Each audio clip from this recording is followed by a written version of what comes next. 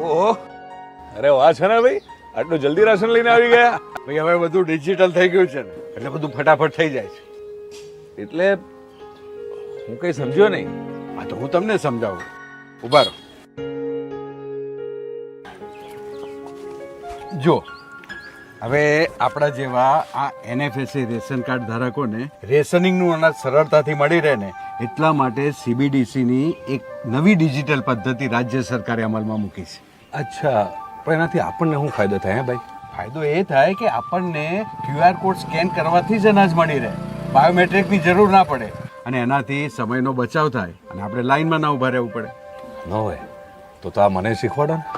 સાવ સહેલું છે. મોબાઈલ નંબર આધાર કાર્ડ અને રેશન કાર્ડ સાથે લિંક હોય તો સીધી નોંધણી થઈ જશે અને જો ના હોય તો નજીકના આધાર કેન્દ્રમાં જઈ અને આધાર કાર્ડ સાથે મોબાઈલ નંબર લિંક કરવાનો, પછી my ration app A download કરવાની અને પછી KYC કરો અને નોંધણી કરી દો બસ. મારી દીકરીએ આ રાશન કાર્ડનું KYC તો કરાવી દીધું છે, તો હવે શું કરવાનું આગળ નોંધણી કરવા? જો સમજાવું. પ્લે સ્ટોરમાં જઈ અને PNB ડિજિટલ રૂપી એપ ડાઉનલોડ કરી દેવાની, પછી એપ ઓપન કરી અને ટર્મ્સ એન્ડ કન્ડિશન એક્સેપ્ટ કરી દેવાની, પછી જે સિમ કાર્ડ આધાર કાર્ડ સાથે લિંક હોય એને સિલેક્ટ કરી અને બાયોમેટ્રિક અથવા મોબાઈલ પિન સેટ કરી દેવાનો. આટલું થઈ જાય એટલે એપ્લિકેશનના વોલેટનો 6 આંકડાનો પિન પણ સેટ કરી દેવાનો અને આધાર વેરિફિકેશન માટેની પ્રોસેસ કરવાની.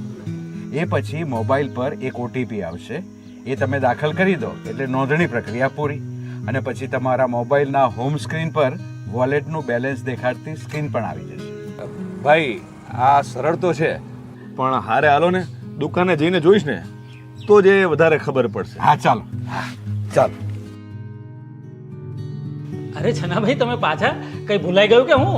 અરે ના રે ના, આ તો કાનજીભાઈને પેલી PNB ડિજિટલ રૂપી એપથી અનાજ લેવું હતું એટલે એમની સાથે આવે છે. કાનજીભાઈ, તમારો મોબાઈલ નંબર બોલો.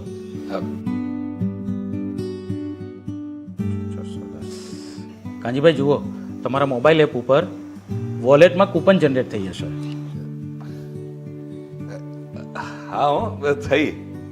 તો લો, QR કોડ સ્કેન કરો એટલે તમને કેટલું અનાજ મળશે, તમારે કેટલા પૈસા આપવાના છે એ બધું જ દેખાશે અને હવે એમાં રિસિપ્ટ પણ આવી ગઈ હશે. જુઓ.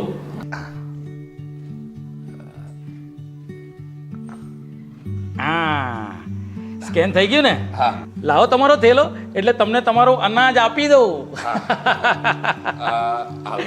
એ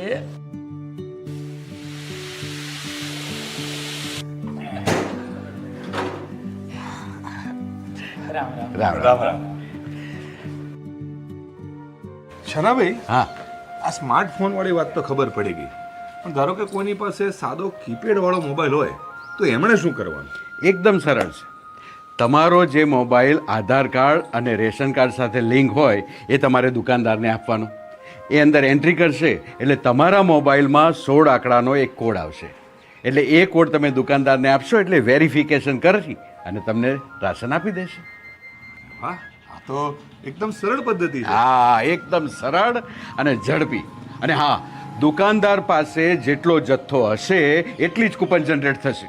આ તો સારું કહેવાય. છે ને એકદમ સરળ. તો ચાલો NFSA કાર્ડ ધારક મિત્રો આ ડિજિટલ પદ્ધતિનો ઉપયોગ કરીએ અને સરળતાથી સરકારી યોજનાનો લાભ મેળવીએ. જય જય ગરવી ગુજરાત.